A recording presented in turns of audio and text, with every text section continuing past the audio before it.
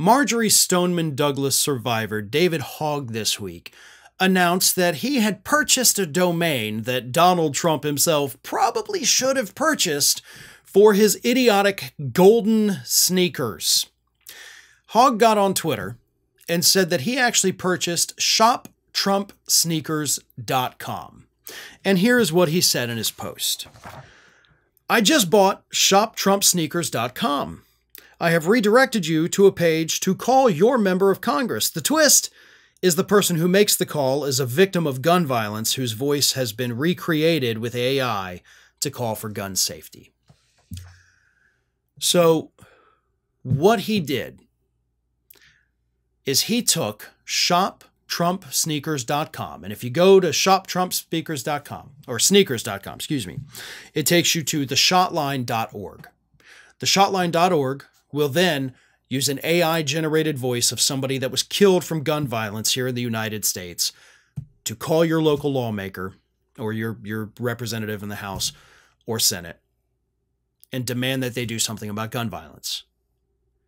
Now, the reason this is so clever is because, again, he purchased shoptrumpsneakers.com.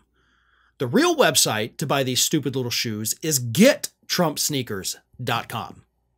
So, yeah, you're going to have a lot of people typing in that wrong address that's then automatically going to be making a call to their member of Congress, which, of course, is brilliant. Like, I love what David has done over the years.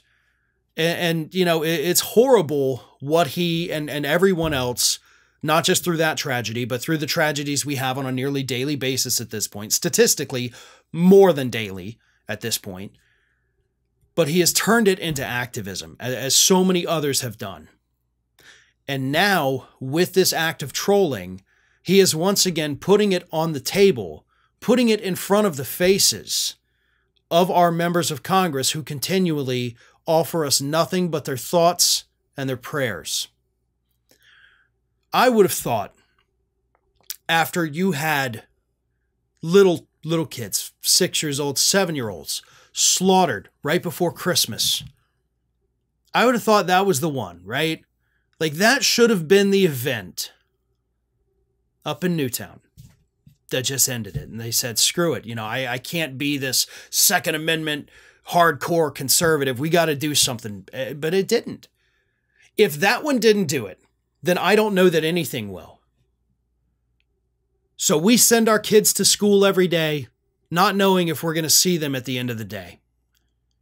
That is the horrifying reality that we as Americans live in. It is something I think about every day of my life.